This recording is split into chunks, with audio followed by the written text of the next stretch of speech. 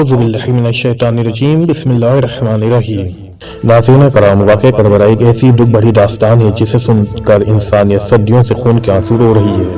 چونکہ یہ واقعہ 1400 سال پہلے پیش آیا تھا اور اس واقعے کے بہت سارے چشمدید گواہ ہیں، جن میں یزیدی فوج کے لوگ بھی شامل ہیں جو اس وقت موجود تھے اور وہ واقعہ دیکھ رہے تھے، اور واقعہ کربلا کے بعد انہوں نے وہ واقعہ بتایا جو تاریخ کی کتابوں میں آج تک موجود ہے۔ اس کے علاوہ اہل بیت کرام جن پہ یہ واقعہ بیتا اور جو اس واقعے میں زندہ بچ گئے، جو بیویاں بچیں یا امام زین العابدین یا امام محمد باقر علیہ السلام، انہوں نے واقعہ کربلا کے بعد مدینے میں آنے کے بعد اپنے اصحاب سے یہ واقعہ بیان کیا ہے۔ آج ہم واقعہ کربلا کے ایک ایسے چشمدید گواہ کے متعلق بات کرنے والے ہیں کہ جن کا تعلق انسانوں سے نہیں ہے۔ یہ ایک جن تھے جن کا نام جعفر تھا۔ حضرت جعفر جن کا قبیلہ انتہائی شریر جنات میں شامل ہوتا تھا، لیکن رسالت مآب حضرت محمد مصطفیٰ صلی اللہ علیہ وآلہ وسلم کے زمانے میں یہ لوگ دائرہ اسلام میں شامل ہوئے۔ روایات کے مطابق تاریخ میں ایسی جنگ موجود ہے جو کہ مسلمانوں نے کافر جنات سے جنگ لڑی۔ یہ جنگ بیر العلم کے نام سے مشہور ہے۔ اس جنگ کے لیے صحابہ کرام ایک ایسے مقام پہ موجود تھے کہ جہاں پہ پانی کی کمی تھی۔ کسی صحابی نے رسالت مآب حضرت محمد مصطفیٰ سے آ کے فرمایا کہ یا رسول اللہ، اس بیابان میں ایک ایسا کنواں ہے کہ جس میں پانی تو موجود ہے لیکن وہاں سے کسی کو پانی نہیں نکالنے دیا جاتا۔ کچھ صحابہ کرام جب بھی پانی لینے جاتے تھے اور وہ کنویں میں برتن ڈالتے تھے کہ پانی کھینچا جائے تو اس کی رسی کاٹ دی جاتی تھی۔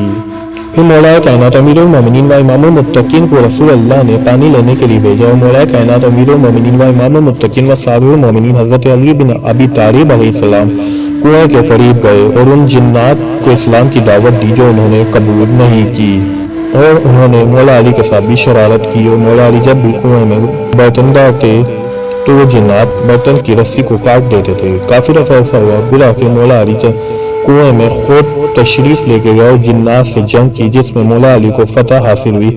روایت کے مطابق اس جنگ میں جو جنات کا سردار تھا وہ حضرت علی کے ہاتھوں مارا گیا، اور اس کے بعد تمام جنات نے مولا علی کے ہاتھوں اسلام قبول کیا، اور مولا علی نے اسی کے بیٹے کو اس جنات کے قبیلے کا سردار بنایا، اور واپس آ کے رسالت مآب صلی اللہ علیہ وآلہ وسلم کی خدمت میں تمام واقعہ بیان کیا۔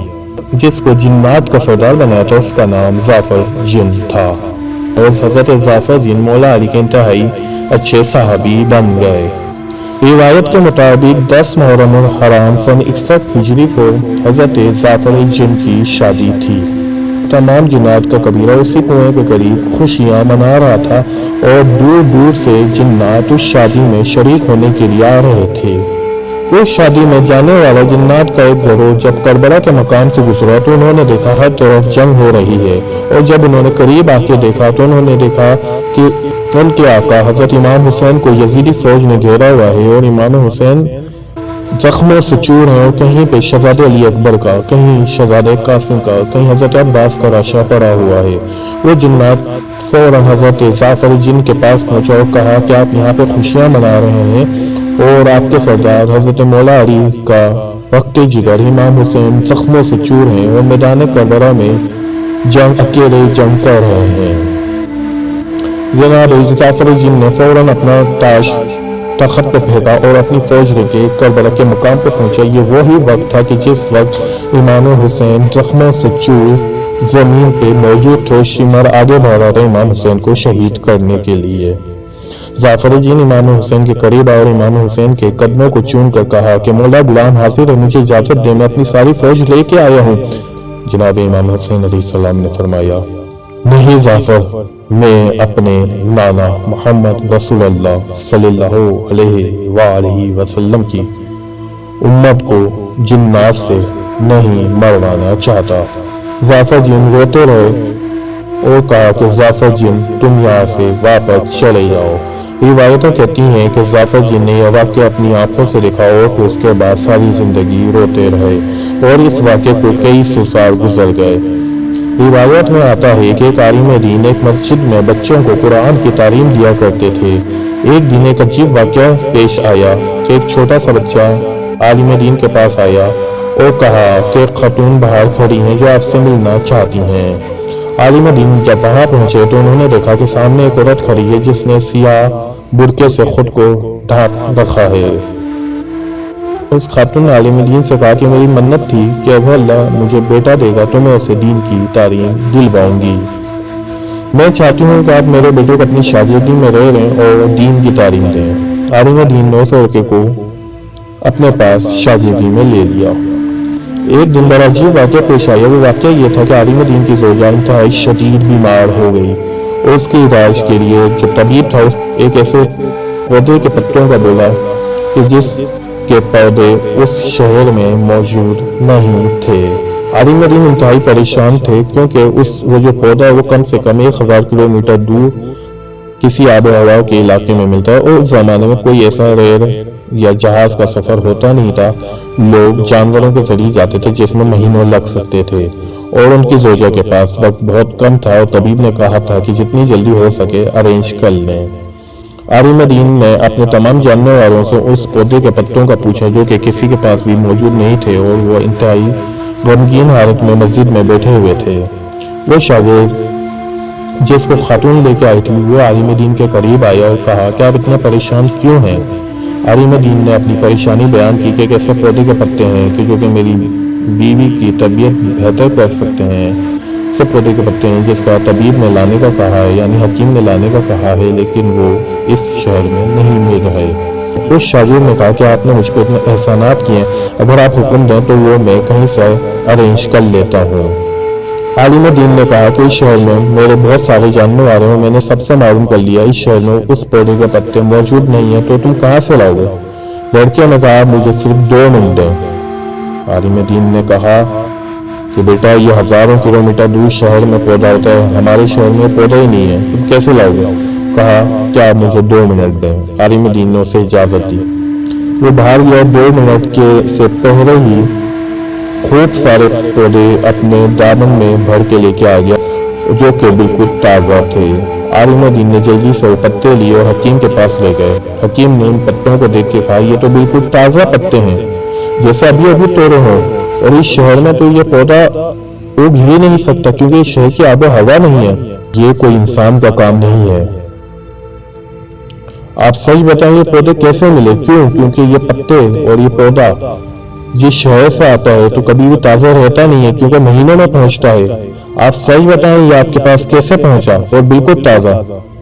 عالم دین نے پورا واقعہ بتایا۔ حکیم نے کہا کہ آپ اس بچے سے مکمل معلومات لیں۔ عالم دین مسجد میں تشریف لائے، اس بچے سے پوچھا مجھے سچ سچ بتاؤ ماجرا کیا ہے؟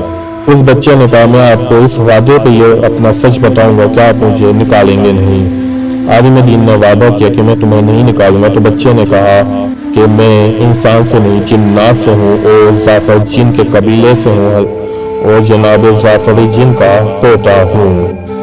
عالم دین یہ سن کے بہت حیران اور زار و قطار رونے لگے اور کہا کہ یہ وہی ظافر جن ہیں جن کا ذکر کتابوں میں ملتا ہے اور کربلا میں مقام ظافر جن موجود ہے۔ لڑکے نے کہا ہاں یہ وہی ظافر جن ہیں، انہی کا میں پوتا ہوں۔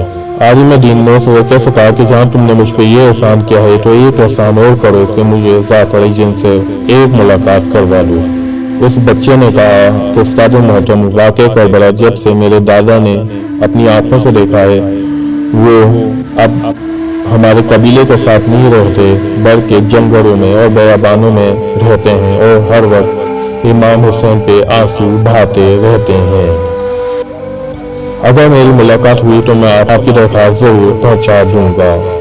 کچھ دنوں بعد اس بچے کی ظافر جن سے ملاقات ہوئی اور اس نے اپنے استاد سے کیا وہ وعدہ بتایا تو ظافر جن نے اس وعدے کی راز رکھتے ہوئے اپنے پوتے سے کہا کہ اپنے استاد سے کہہ دو کہ مجھ سے اس جگہ پہ آ کے مل لیں۔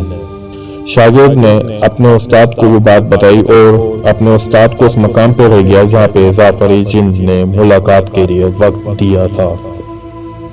جب وہ عالم دین اس مقام پہ پہنچے تو انہوں نے دیکھا کہ ظافر جن کی آنکھوں سے آنسو بہہ رہے ہیں، سر میں خاک ہے، کمر جھکی ہوئی ہے، روئے جا رہے ہیں۔ عالم دین نے کہا کہ جعفر آپ امام حسین کی شہادت کے چشمدید گواہ ہیں، مجھے واقعہ بیان کیجیے۔ تو جعفر جن نے کہا کہ اے عالم دین، جب آپ مسائل بیان کرتے ہیں تو آپ سے پڑھا نہیں جاتا، میں نے تو امام حسین کی شہادت خود اپنی آنکھوں سے دیکھی ہے۔ اور زارو قطار رونے لگے۔ پھر کچھ دیر کے بعد خاموش ہوئے اور آہستہ آہستہ شہادت امام حسین کا پورا واقعہ بیان کیا، اور پھر روتے جاتے، پھر کچھ واقعہ بیان کرتے، پھر روتے، پھر کچھ واقعہ بیان کرتے، اور بڑی مشکل سے واقعہ کربلا بیان کرنے کے بعد چیختے ہوئے یا حسین کی صدا بلند کرتے ہوئے آنکھوں سے اوجھل ہو گئے۔